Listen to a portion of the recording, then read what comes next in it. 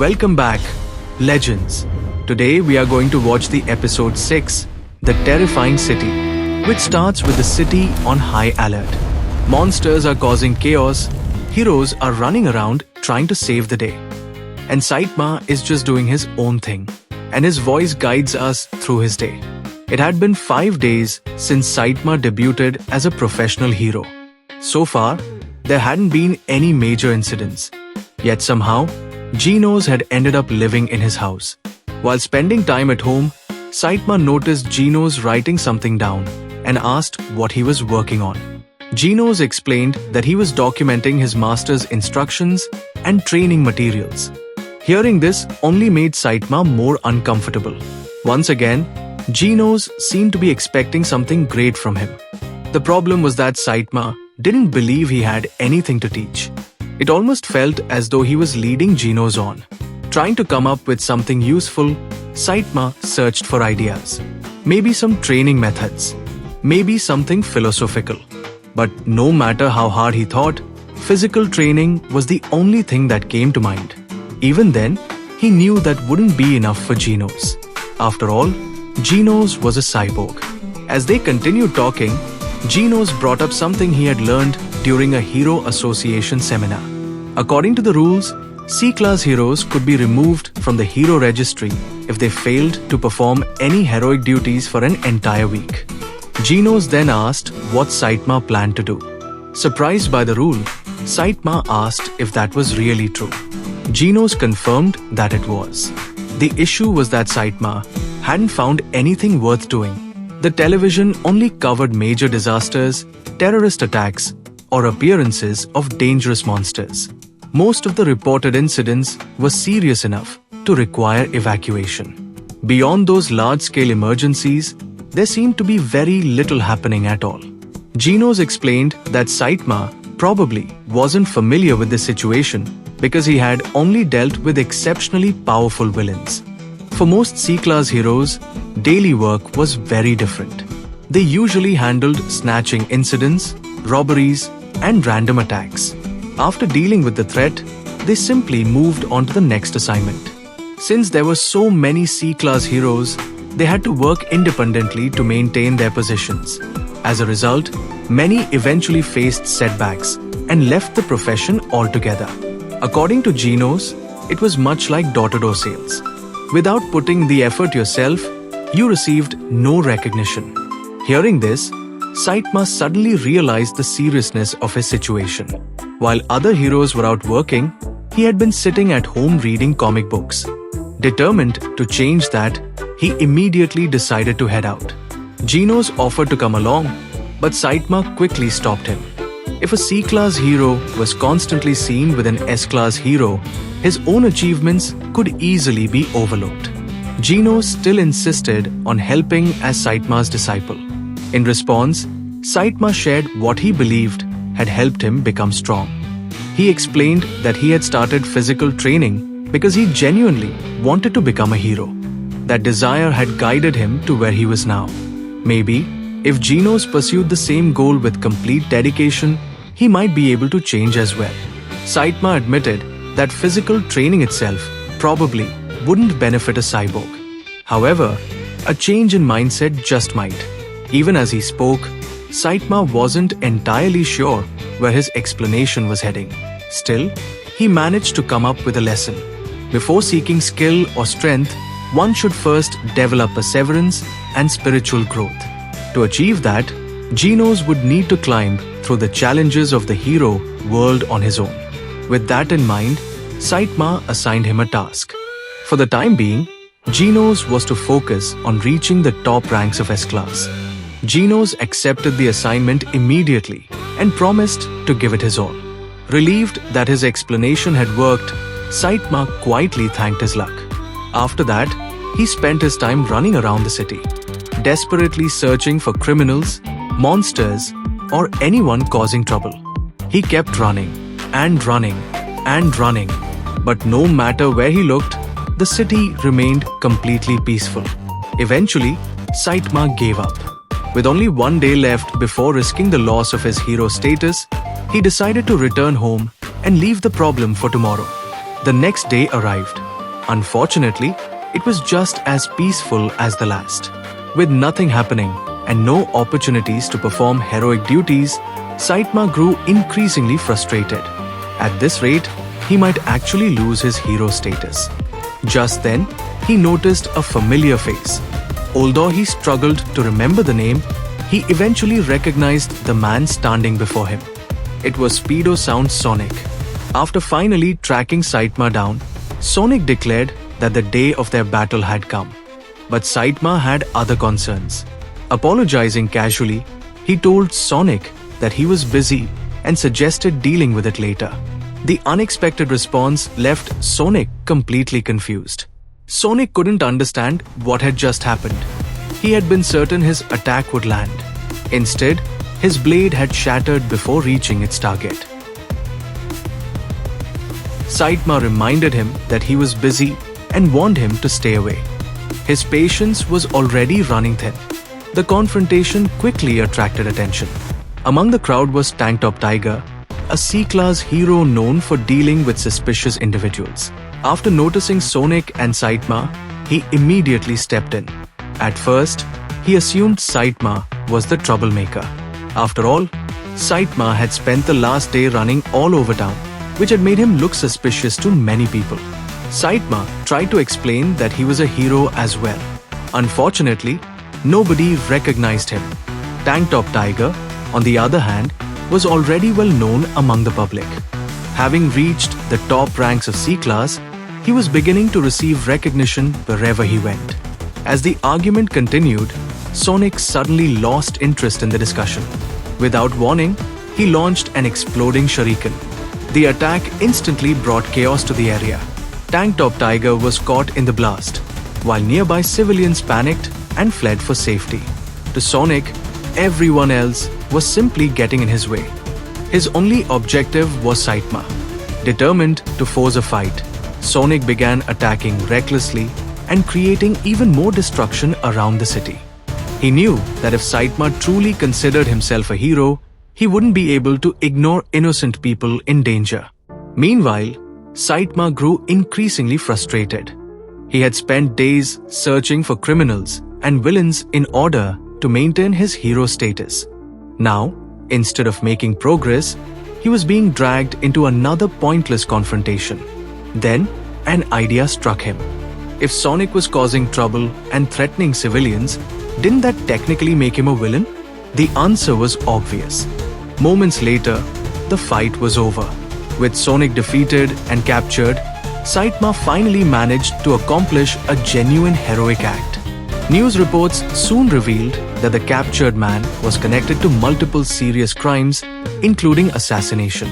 Elsewhere, inside Hero Association headquarters, discussions continued regarding unusual activity across various cities. Attention soon turned towards Z City and the mysterious area known as the Ghost Town.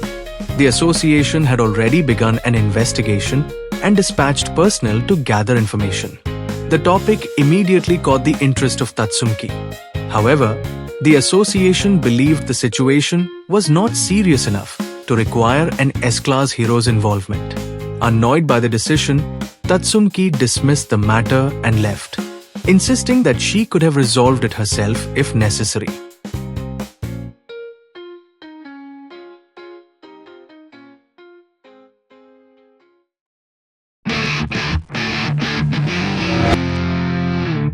At the same time, a meeting was underway between the association's research directors.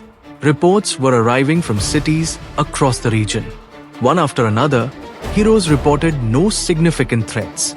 Despite several recent disasters, the association remained concerned about hidden dangers that could be developing unnoticed. Their goal was to detect monster activity before another major tragedy occurred. Most cities reported normal conditions. One unusual report came from F City, where the former leader of the terrorist group known as the Paradises had been spotted wearing a suit and attending job interviews. With the remaining reports completed, attention finally shifted towards Z City. The association now wanted to know what had been discovered inside the mysterious ghost town. At Hero Association headquarters, Attention soon shifted to the mysterious ghost town of Z City. The area had gained a dangerous reputation over the years, with monster-related incidents occurring far more frequently there than anywhere else. So far, however, no concrete reports had explained the cause. To investigate the situation, the association dispatched two highly skilled A-class heroes, Spring Mustachio and Golden Ball. Upon arriving in Z City, the two began discussing the city's unusual history. For nearly a decade, monster incidents had continued to rise. In recent years, the appearance of powerful monsters had increased even more rapidly. Eventually, the residents abandoned the area and moved elsewhere. Despite being deserted, the city's infrastructure remained intact. Water, electricity, and buildings were all still functional. Yet not a single resident remained. Rumors claimed that terrifying monsters had made the ghost town their home. While many theories existed, nobody truly knew why monsters gathered there in such numbers. Some believed there was a monster colony hidden somewhere in the city. Others speculated that a powerful creature was continuously producing more monsters. Whatever the truth was, both heroes were convinced that something unusual existed within the ghost town. As they advanced deeper into the deserted streets, they suddenly noticed a figure moving ahead of them. At first, neither hero could determine whether it was a human or a monster. Since it seemed unlikely for an ordinary person to be living in such a dangerous place, they decided to follow the mysterious figure. Not long afterward, they encountered exactly what they had come to investigate. A monster appeared before them. Seeing an opportunity to prove themselves, both heroes immediately launched an attack. Golden Ball fired his signature projectile, a powerful blade capable of piercing thick iron. But to his shock, the monster casually deflected it. Spring Mustachio followed up with his own technique. That attack was also effortlessly countered. Within moments, it became clear that their opponent was far stronger than expected. The monster's tentacle-like appendages possessed incredible strength and durability, allowing it to attack from multiple directions with overwhelming force. Realizing the situation had become dangerous, Spring Mustachio prepared to contact the Hero Association and request reinforcements. Before the call could be completed, the monster revealed something unexpected. It wasn't originally from the ghost town. Instead, it had come there after hearing rumors about powerful monsters gathering in the area. After arriving, however, it discovered that the rumors had been greatly exaggerated. That disappointment gave it a new idea. If no legendary monster truly existed in the ghost town, then it would become one itself. The title of Ghost Town Monster appealed to it perfectly. Back at headquarters, an emergency report soon arrived from Z City. Golden Ball had already been defeated. Spring Mustachio was in distress and requesting immediate assistance. The association quickly ordered nearby heroes to respond. At least an A-class hero would be needed for the mission. As news of the attack spread, several heroes began moving towards Z City. Meanwhile, the monster wandered through the empty city streets. After defeating a hero, it expected excitement, fear, and recognition. Instead, it found only silence. The city was completely abandoned. There were no civilians to witness its strength, no crowds to fear its name, and no one who would even know it existed. The monster soon realized there was little point in remaining inside the abandoned ghost town. Even if he claimed the area as his territory, there would be nobody around to witness his power. With that in mind, he decided to leave and head toward the populated parts of the city. Just as he was about to go, he noticed someone nearby. At first, he assumed it was another hero. But after taking a closer look, he dismissed the idea. The sight surprised him. If ordinary people were still living in the area, then perhaps the rumors about terrifying monsters had been exaggerated after all. Meanwhile, elsewhere in Z City, Saitama had returned home. The moment he arrived, he remembered something important. He had forgotten to buy kombu broth. Fortunately, Genos informed him that a box had already been left outside the door. Genos explained that he had found it on sale and decided to purchase it.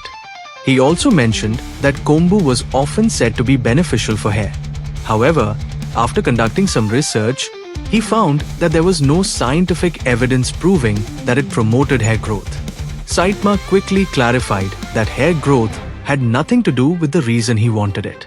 At Hero Association headquarters, new investigation reports from Z City were being reviewed. The reports stated that nothing unusual had been discovered in either the downtown district or the residential areas. However, the situation in the deserted section of the city was entirely different. The investigation team had encountered an extremely powerful and violent monster. Although they survived the encounter, they had been unable to defeat it. The monster had disappeared afterward, raising concerns that it might now be occupying the ghost town. Additional rumors were also beginning to spread. Witnesses claimed that even more powerful monsters had been sighted in the same city. As a result, association officials concluded that a major threat could be emerging in Z City. When the possibility of a dangerous monster was mentioned, Saitama immediately showed little interest in getting involved. At that moment, Tatsumki once again complained that she should have been sent on the mission from the beginning. The staff attempted to explain that they had been concerned about her injuries. Tatsumki dismissed the concern entirely and insisted that it was nothing serious. The discussion continued as more evidence from Z City was examined. The destruction shown in the reports was unlike anything investigators had expected. The scale of the damage raised an important question. What kind of monster could leave such devastation behind? Some even wondered whether the remains they had found belonged to the same creature that Golden Ball and Spring Mustachio had encountered. Others speculated that multiple powerful monsters might have fought each other in a territorial conflict. Whatever the explanation, one thing was clear. Something extremely dangerous had been active in Z City. The association therefore decided that further investigation and surveillance would be necessary. As rumors continued to spread, discussions about Z City became increasingly common among heroes. Many had already heard stories about elite monsters appearing there. Others claimed the reality was even worse. According to the rumors, the city had become a place feared not only by humans, but by monsters as well. Its reputation continued to grow. Soon, Z City became known as the terrifying city. Back at Saitama's apartment, life continued as usual. Genos informed Saitama that he had repaired the damaged area in front of the building. Saitama thanked him for the work. Genos then shared another update. Saitama's hero ranking had improved. He had moved up from 388th place to 342nd place in the rankings. Saitama casually acknowledged the promotion. As far as he was concerned, the increase was probably the result of capturing Sonic. The conversation then shifted toward Genos. A full week had passed since he received his assignment, so Saitama asked whether he had accomplished any hero work. Genos admitted that he had not. Despite that, he wasn't particularly concerned. After all, only a week had passed, and he was still near the bottom of S-Class at rank 17. Hearing this, Saitama concluded that Genos still had plenty of training ahead of him. Genos then brought up something unexpected. Although his ranking had not changed significantly, he had placed 6th in the weekly hero popularity poll. Saitama was shocked and immediately wanted to know how that had happened. The descriptions attached to Genos' profile provided the answer. He was being promoted as a genius 19-year-old who had advanced directly into S-Class. He was described as promising, handsome, and mysterious due to his refusal to appear in the media. Listening to those descriptions made Saitama visibly uncomfortable. Genos, however, remained completely serious. In his view, such popularity meant nothing. The ranking was based solely on his appearance rather than his actual abilities. Unless people were evaluating his strength and achievements, he saw no value in it. The popularity list contained even more flattering comments. Some fans had even started calling him the Cyborg Prince. Others described him as one of the most handsome heroes despite his expressionless mechanical appearance. Before the praise could continue any further, Genos finally put an end to the discussion. As the episode comes to an end, the screen shifts into a brief preview for what lies ahead. The next episode is revealed, titled The Ultimate Disciple. Fubuki appears to introduce it herself. Known as the Blizzard of Hell, she steps forward and addresses the audience. She remarks that she did not get much screen time in the current episode. Then she moves on to announce the next episode of One Punch Man. Once again, the title is shown clearly, The Ultimate Disciple. Fubuki confidently declares that it is finally time for Team Fubuki to take center stage. But before she can continue, one of her teammates suddenly interrupts her. He quickly points out that it is not their turn yet and that their episode is actually scheduled for next week. Fubuki is left completely surprised, caught off guard by the correction as the preview abruptly concludes. With that final comedic exchange, the episode comes to a close, leaving viewers with a glimpse of the challenges and new characters waiting in the next chapter of Saitama's journey.